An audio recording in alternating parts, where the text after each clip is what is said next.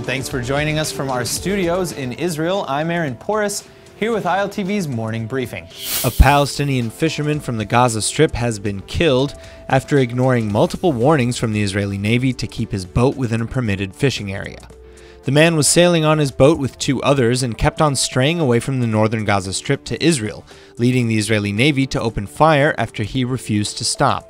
The Gaza Fishermen's Union claims the boat was targeted as it was making its way back to Gaza, but Israel maintains a strict naval blockade on the Gaza Strip in order to prevent the enclave's Hamas leaders from arming themselves and attacking Israelis. The Israeli Navy is quick to respond to any breaches in order to prevent militants from infiltrating Israeli territory from the sea. It looks like a texting scandal is now taking center stage in the corruption case 4000, and it's not related to Walla swaying its coverage for the Israeli Prime Minister. Israel's Channel 10 News has just released a WhatsApp chat between the Israel Securities Authority investigator Eran Shechem-Shavit and the case's judge Ronit Poznansky-Katz, and it reveals an apparent coordination in the rulings against the suspects in the case. In the chat, Shechem-Shavit tells the judge to, quote, try and act surprised when the authority announces that they want to release some of the suspects in the probe, while holding others for a few more days. He tells her that the attorneys of two of the suspects will request 3 days, but that the judge can, quote, definitely give 2 days. You're going to reveal everything to me and I will have to act really surprised, the judge responds.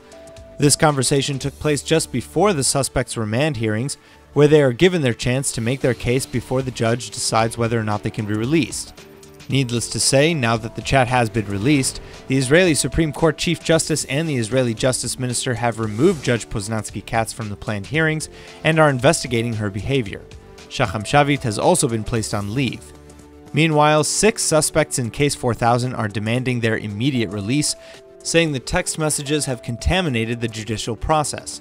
But a police source says law enforcement officials aren't concerned that the texting scandal will hurt the probe, claiming, quote, the evidence will prevail.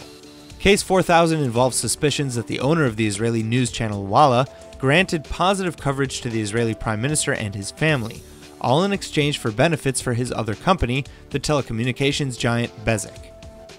According to a new poll, the Palestinian people are now more than ever dissatisfied with just about all their options, correlating with a rise in belief in armed conflict. The public opinion poll, which was published on Sunday, has a margin of error of 3% and was conducted on over 1,200 people from both the West Bank and the Gaza Strip.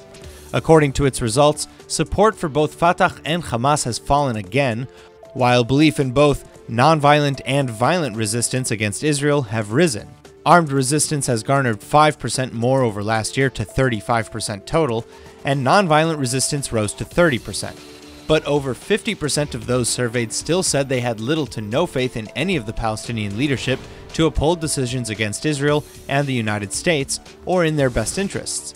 Support for Abbas is continuing to decline, and support for Hamas has fallen to as low as just 9% in Gaza. The one thing almost all Palestinians agree on, however, an overwhelming 96% of respondents, are against a Palestinian state unless Jerusalem is its capital. The Israeli Cabinet and Finance Ministry have just approved a new proposal that will not only save the Netiv HaAvot outpost in the West Bank from demolition, it'll pay for its expansion. 15 homes in Netiv HaAvot were slated for demolition by March 6th.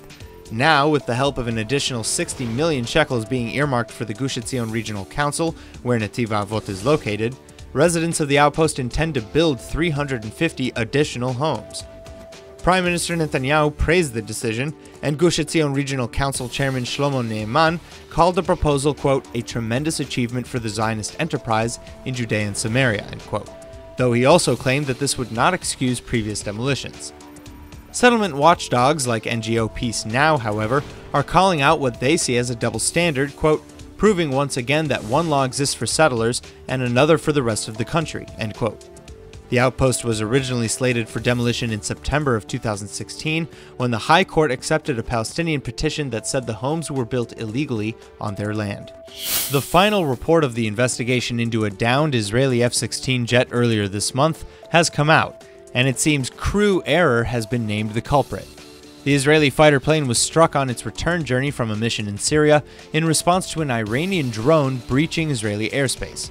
During the mission, a small fleet of F-16s targeted multiple Syrian and Iranian military installations.